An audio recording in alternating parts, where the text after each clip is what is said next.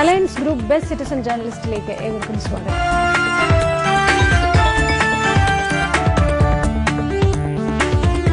ഇന്ന് ആദ്യം എത്തുന്നു ഹരീഷ്.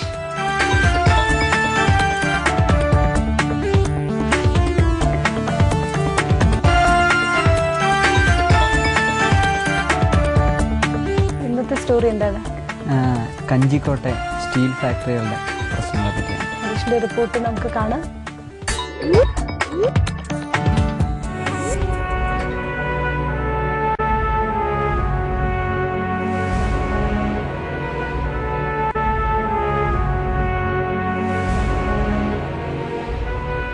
നമ്മുടെ ജില്ലയെ തന്നെ ഇല്ലാതാക്കുന്ന രൂപത്തിലുള്ള ഒരു സ്ഫോടനമായി മാറുന്ന ഒരു അവസ്ഥയിലുള്ള ഒരു ആശങ്ക ഇവിടുത്തെ ജനങ്ങൾക്കും പഞ്ചായത്തിനുമൊക്കെ ഉണ്ട് എന്നുള്ളതാണ്. പുതുശ്ശേരി പഞ്ചായത്ത് പ്രസിഡന്റ് നമ്മളോട് പങ്കുവയ്ക്കുന്നത് വെറുമൊരു ആശങ്കയല്ല, വരാനിരിക്കുന്ന ഒരു വലിയ ദുരന്തത്തിന്റെ കൃത്യമായ സൂചനയാണിത്. ഇത് മനസ്സിലാക്കണമെങ്കിൽ പ്രേക്ഷകർ ഈ കഥ മുഴുവൻ കേൾക്കണം. പാലക്കാട് കഞ്ചിക്കോട്ടെ വിവേകാനന്ദ കോളനി നിവാസികളുടെ രോഗങ്ങളിൽ നിന്നാണ് പ്രശ്നങ്ങളുടെ തുടക്കം. അസുഖം പറഞ്ഞാൽ എല്ലാവർക്കും ഉണ്ട്. ഈ കൊര, ശ്വാസം മുട്ടല്, ഇതന്നെ എല്ലാവർക്കും കാര്യം കൈയും വരാതെയും ഈ പുക കൊണ്ടിട്ടും മക്കളെ ഒക്കെ എണ്ണക്കാരായി. പിന്നെ എങ്ങനെയാ ഞങ്ങൾ ജീവിക്കുക? സമീപത്തു നിന്നും പുകതുപ്പുന്ന കൈരളി സ്റ്റീൽ ഫാക്ടറിയാണ് വിവേകാനന്ദ കോളനി നിവാസികളുടെ പ്രശ്നം. കഞ്ചിക്കോട് വ്യവസായ മേഖലയിൽ ഇത്തരത്തിൽ 40ഓളം ഇരുമ്പുരുക്ക് കമ്പനികൾ പ്രവർത്തിക്കുന്നുണ്ട്. യാതൊരു നിയന്ത്രണവുമില്ലാതെ 24 മണിക്കൂറും ഫാക്ടറികൾ പുറത്തുവിടുന്ന പുക ഈ പ്രദേശത്തെ ജീവിതം തന്നെ ദുസ്സഹമാക്കുന്നു. രാത്രിയായാൽ 40 ഫാക്ടറികളും ഒരുമിച്ച് പ്രവർത്തിച്ചു തുടങ്ങും. പുകയുന്ന ഇത്തരം ഫാക്ടറികൾക്കകത്ത് അന്യസംസ്ഥാനങ്ങളിൽ നിന്നെത്തിയ ആയിരക്കണക്കിന് തൊഴിലാളികളാണ് പണിയെടുക്കുന്നത്. എത്ര ആരോഗ്യവാനായ ആളായാലും ഒരു അരമണിക്കൂർ നിന്നാൽ മതി. സ്വാഭാവികമായും ആരെ വേണമെങ്കിലും വിളിച്ചുകൊണ്ട് നമ്മൾ നിർത്തിയാൽ നമുക്കറിയാൻ പറ്റും. ശ്വാസം മുട്ടൽ സ്വാഭാവികമായിട്ടും ഉണ്ടാവും. കോരയാർ പുഴയുടെ തീരത്താണ് മിക്ക ഫാക്ടറികളും പ്രവർത്തിക്കുന്നത്. മനുഷ്യവിസർജ്യങ്ങൾ അടക്കമുള്ള മാലിന്യങ്ങൾ നേരിട്ട് പുഴയിലേക്ക് തുറന്നുവിടുന്നതിനാൽ കോരയാർ പുഴയിലൂടെ അതൊഴുകി പാലക്കാടിന്റെ പുണ്യനദിയായ കൽപ്പാത്തി പുഴയെയും മലിനമാക്കുന്നു. യുദ്ധഭൂമികളിൽ ബാക്കിയാവുന്ന ലോഹമാലിന്യങ്ങൾ മൂന്നാം ലോക രാജ്യങ്ങളിൽ പ്രവർത്തിക്കുന്ന സ്റ്റീൽ കമ്പനികൾ കുറഞ്ഞ വിലയ്ക്ക് വാങ്ങുന്നു. ഇതുപയോഗിച്ചാണ് കഞ്ചിക്കോട്ടെ ഇരുമ്പുരുക്ക് കമ്പനികളും പ്രവർത്തിക്കുന്നത്. ഉൽപാദന ശേഷം ലഭിക്കുന്ന ഖരമാലിന്യമായ സ്ലാഗ് ഉണ്ടാക്കുന്ന പരിസ്ഥിതി പ്രശ്നങ്ങൾ നമ്മുടെ ഊഹങ്ങൾക്കും അപ്പുറമാണ്. മാരകമായ ലോഹങ്ങളും രാസവസ്തുക്കളും അടങ്ങിയ സ്ലാഗ് ഈ പ്രദേശമാകെ അലക്ഷ്യമായി വിതറിയിരിക്കുകയാണ്. ഈ കല്ല് കാലിൽ കൊണ്ട് മുറിവുണ്ടായാൽ അത് പെട്ടെന്ന് ഉണങ്ങില്ല. അത് കുറെ കാലങ്ങളായി സെപ്റ്റിക്കായി കിടക്കും. മണ്ണിനെയും ജലത്തെയും മലിനമാക്കുന്ന ഈ വിഷങ്ങൾ മഴക്കാലത്ത് ഒലിച്ചിറങ്ങി പാലക്കാട്, തൃശൂർ ജില്ലകളിലെ ലക്ഷക്കണക്കിന് ജനങ്ങളുടെ ആരോഗ്യത്തെ ഗുരുതരമായി ബാധിക്കുന്നുണ്ട്. റേഡിയേഷൻ അടക്കം ഇതുണ്ടാക്കുന്ന ഗുരുതരമായ പ്രശ്നങ്ങളെപ്പറ്റി നാളിതുവരെയായി ഒരു പഠനവും നടന്നിട്ടില്ല. ഇതിനെതിരായ നിയമ പോരാട്ടത്തിലാണ് പുതുശ്ശേരി ഗ്രാമപഞ്ചായത്ത്.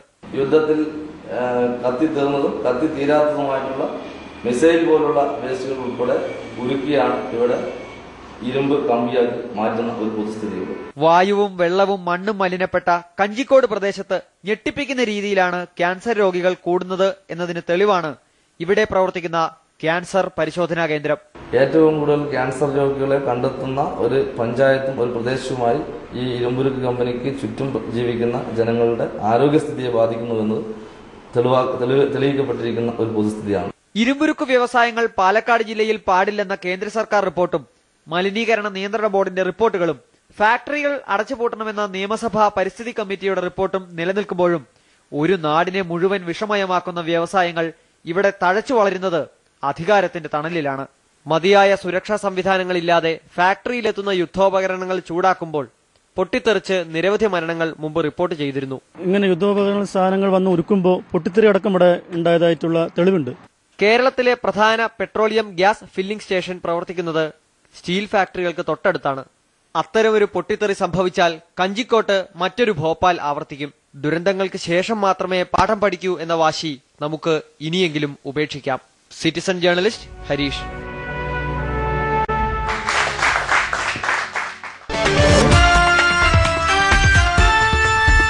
ഇതിനു മുമ്പിലത്തെ റിപ്പോർട്ട്സ് പോലെ തന്നെ ഇതും വെൽ സ്റ്റഡീഡ് ആയിട്ടുള്ള ഒരു റിപ്പോർട്ടാണെന്ന് തോന്നുന്നു. ഏതായാലും ആദ്യം സിറ്റിസൺ ജൂറിയുടെ ഒപ്പീനിയൻ. നല്ലതായിരുന്നു. പക്ഷെ ആ ഖമാലിന്യം കാണിച്ചിരുന്നല്ലോ, അത് സെപ്റ്റിക് ആവുന്ന ഒരു ബൈറ്റ് ഉണ്ട് അതിനകത്ത്. അതല്ലാതെ ഇത് ഒഴുകി പോകുന്ന സമയത്ത് ഉണ്ടാവുന്ന പാരിസ്ഥിതിക പ്രശ്നങ്ങൾ അല്ലെങ്കിൽ അതിനപ്പുറമായിട്ടുള്ള എന്തെങ്കിലും കാര്യങ്ങളുണ്ടോ? ഞാൻ പറയാൻ ശ്രമിച്ചത് അതിനകത്ത് ഇത് ഈ മാലിന്യം ഒഴുകി പോവില്ല, അത് കുറച്ച് ഖര ഇതാണ്. അതിനകത്ത് നിന്ന് പോകുന്ന അത് ഖനലോഹങ്ങളുണ്ടെന്ന് പറഞ്ഞിട്ടുണ്ട്. ഇതും വെള്ളത്തിലൂടെ ഒലിച്ചു പോകാം. പ്രത്യേകിച്ച് ഖനലോഹങ്ങൾ എന്ന് പറഞ്ഞാൽ താഴേക്ക് ആണ് ബാക്കി കേരളത്തിന്റെ പ്രദേശങ്ങൾ കിടക്കുന്നത്. അതുകൊണ്ടാണ് തൃശ്ശൂർ ജില്ലയിലേക്കൊക്കെ ആരോഗ്യ പ്രശ്നം ഉണ്ടാവും എന്ന് പറയുന്നത്.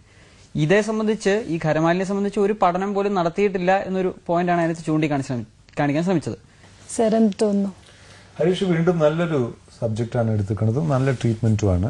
ഹരീഷിന് ഇപ്പോൾ you have reached a point where your reports are going to be good and assured. അതിനെപ്പറ്റി സംശയം ഇനിയില്ല. എന്നാലും ഈ സ്റ്റോറിയിൽ എനിക്ക് 1-2 കാര്യങ്ങൾ പറയാനുള്ളൂ. ഒന്ന്, ഒരു വെറൈറ്റി ഓഫ് റെസ്പോണ്ടൻസ് വേണം ഹരീഷ്. നിങ്ങൾ ആകെ 2 പേരെ വെച്ചിട്ട് ഇന്റർകട്ട് ചെയ്ത് നിങ്ങളുടെ കഥ പറഞ്ഞു പോവുകയാണ്. അപ്പോൾ ഒരു സാധാരണക്കാരന്റെ മനസ്സിലൊരു സംശയം ഉണ്ടാവുന്നത്, നിങ്ങളൊരു സ്റ്റോറി തീരുമാനിച്ച് അതിൻ്റെ ഒരു ലൈൻ തീരുമാനിച്ച് 2 പേരെ നിങ്ങളോട് യോജിക്കുന്നവരാകാം, അല്ലെങ്കിൽ അവരെ ട്രെയിൻ ചെയ്ത ഡോക്ടർ ചെയ്യുന്നതാകാം. അപ്പോൾ അങ്ങനെ ഒരു സ്റ്റോറിയുടെ ഒരു ക്രെഡിബിലിറ്റിയെ ബാധിക്കുന്നു അങ്ങനെ 2 പേരെ മാത്രം വെച്ച്, പ്രത്യേകിച്ച് ഇങ്ങനെ ഒരു കോൺട്രവേഴ്ഷ്യൽ സ്റ്റോറി ആകുമ്പോൾ. ഫാക്ടറി റെപ്രസെന്റേറ്റീവ് ഇല്ലാതാനും, ഫാക്ടറിയിൽ നിന്ന് ആരും ഒന്നും പറയുന്നില്ല, അല്ലെങ്കിൽ പറയാൻ വിസമ്മതിച്ചു എന്നും പറയുന്നില്ല. അപ്പോൾ അവരെ നിങ്ങൾ കിട്ടാൻ ശ്രമിച്ചോ ഇല്ലെന്നൊന്നും വ്യക്തമാവുന്നില്ല അതിൽ. ഫാക്ടറികളുടെ ഭാഗത്ത് നമ്മൾ റെസ്പോൺസ് സ്വാഭാവികമായിട്ട് എടുക്കാൻ ശ്രമിച്ചിട്ടുണ്ട്. പക്ഷെ അവർക്ക് ക്യാമറയ്ക്ക് മുമ്പിൽ അവർ പറയാൻ തയ്യാറല്ല. പൊതുവെ എന്തെങ്കിലും പറഞ്ഞു പോകണമായിരുന്നു, അല്ലെങ്കിൽ കാരണം അവർക്ക് പറയാൻ ഉത്തരവാദിത്വം ഉണ്ടല്ലോ. പിന്നെ ഈ പരിസ്ഥിതി കമ്മിറ്റി പോലുള്ള ഇപ്പൊ കേരളത്തിലെ ക്രെഡിബിലിറ്റി ഉള്ള ആളുകൾ തന്നെ ഇവർ 2 സൈഡും കേട്ട് ഒരു കൺക്ലൂഷൻ എത്തിച്ചേർന്ന കാര്യങ്ങളൊക്കെ അതിന്റെ എൻഡിൽ പറഞ്ഞതുകൊണ്ട് പിന്നെ ഞാൻ വിചാരിച്ചു കൂടുതൽ അതിന്റെ എക്സ്പ്ലനേഷൻ ആവശ്യമില്ല എന്ന് വിചാരിച്ചു. ഇതിലൊരു പക്ഷപാതം അങ്ങനെ ഒരു ബയസ്ഡ് ആയിട്ട് തോന്നും. പക്ഷേ since the bias is on behalf of the people, അതിൽ വലിയ തെറ്റുണ്ടെന്ന് എനിക്ക് തോന്നുന്നില്ല. എന്നാലും ഒരു ക്രെഡിബിലിറ്റിയുടെ ചെറിയ പ്രശ്നമുണ്ട്. പ്രത്യേകിച്ച് ഈ സ്ലാഗിന്റെ പ്രശ്നം വരുമ്പോൾ ഒന്നാമത് പരിസരത്തിൽ പിന്നെ നിങ്ങൾക്ക് ആസ്മാറ്റിക് ആവും, മിസ്നോഫിലിക് ആവും. പിന്നെ പറയുന്നുണ്ട് septic septic which does not cure quickly, radiation പോലും ഉണ്ട് എന്നിങ്ങനെ പറഞ്ഞു പോകുന്നുണ്ട്. അപ്പൊ ഇതിനൊക്കെ എന്തെങ്കിലും ഒരു സപ്ലിമെന്ററി ഒരു ബൈറ്റ് ഉണ്ടെങ്കിൽ, ആരെങ്കിലും പറഞ്ഞ് അതിനെപ്പറ്റി ഒരു ഡോക്ടറോ എന്തെങ്കിലും ഒരു സയന്റിഫിക് ഒപ്പീനിയൻ ഉണ്ടെങ്കിൽ it would have added weight to the story. ഇത് വീണ്ടും ഹരീഷിനെ വിശ്വസിച്ച് ഈ സ്റ്റോറി വിശ്വസിക്കണം. സുധീരമായിട്ട് നടത്തിയ ഒരു സ്റ്റോറിയാണ്. പ്രത്യേകിച്ച് അതിലെ പ്രധാന പ്രതിയുടെ പേരും അവരുടെ ഇതൊക്കെ കാണിച്ചിട്ടുള്ളതും തീർച്ചയായിട്ടും ഒരു ബോൾഡ് അറ്റംപ്റ്റ് ആണ്. പക്ഷേ ബോൾഡ് ആണെന്ന് പറയുന്നുണ്ട് അതിന്റെ ബാക്കി എല്ലാ ഡീറ്റെയിൽസും നന്നായിട്ട് വർക്ക് ചെയ്തിട്ടുണ്ട്. അതിന്റെ പൊല്യൂഷന്റെ ആദ്യത്തെ ഷോട്ടുകളെല്ലാം ഒരു ഇംപെൻഡിങ് ഡൂമിൻ്റെതായ മറ്റൊരു വലിയ പുക ചുരുളുകൾ ഉയരുകയും ഒരു 19ാം നൂറ്റാണ്ടിൽ നമ്മൾ ഈ ഫാക്ടറി ഒരു ഡിക്കൻസിയൻ മട്ടിലൊക്കെയാണ് തുടങ്ങിയിരിക്കുന്നത്. പക്ഷേ ഈ പ്രശ്നം ശി പറഞ്ഞത് തന്നെയാണ്. നമ്മൾ എത്രയൊക്കെ കുറ്റവാളിയാണെന്ന് നമുക്കൊക്കെ അറിയാമെങ്കിലും ഏത് കമ്മിറ്റി പറഞ്ഞാലും നമ്മുടെ ഉത്തരവാദിത്വം, ജേർണലിസ്റ്റിന്റെ ഉത്തരവാദിത്വം ആ കമ്മിറ്റികളെ റിപ്പോർട്ട് ചെയ്യുക എന്നുള്ളതല്ല. ആ കമ്മിറ്റികൾ ബയസ്ഡ് ആവാം, കമ്മിറ്റികൾ തെറ്റിദ്ധരിക്കപ്പെടാം. തീർച്ചയായിട്ടും ഇതിൽ കുറ്റവാളിയായി നമ്മൾ പ്രതിക്കൂട്ടി നിർത്തിയിരിക്കുന്ന കൈരളി സ്റ്റീലിന്റെ ഏതെങ്കിലും ഒരു നിലപാട് നമ്മൾ കൊടുത്തേ തീരൂ.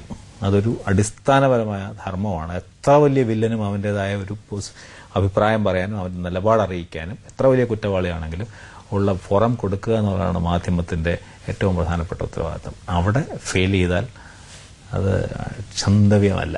മറ്റു പല സ്ഥലങ്ങളിലും ഇല്ലാത്ത ഒരു ഇരുമ്പുരുക്ക് വ്യവസായ മേഖലയായിട്ട് കഞ്ചിക്കോട് മാറാൻ എന്ത് കോണ്ടെക്സ്റ്റിലാണ് ഉണ്ടായതെന്ന് പറഞ്ഞാൽ അത് ഒരു ചെറിയതായിട്ടെങ്കിലും ഒന്ന് പറഞ്ഞാൽ നന്നായിരിക്കും തോന്നുന്നത്. വേസ്റ്റ് അതുമായിട്ട് ബന്ധപ്പെട്ടിട്ടുള്ള വിഷയങ്ങളൊക്കെ നന്നായിട്ട് ട്രീറ്റ് ചെയ്തിട്ടുണ്ട്.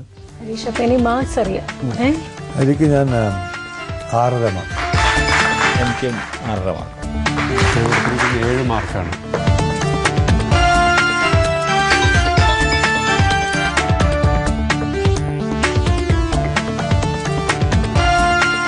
ജൂറിയുടെ ഭാഗത്തു നിന്നുള്ള മാർക്സ് നമ്മൾ അറിഞ്ഞു. ഇനി ഹരീഷിന് വോട്ട്സിന്റെയും കൂടി ആവശ്യമുണ്ട്. വോട്ട് ചെയ്യുക. ഫോർമാറ്റ്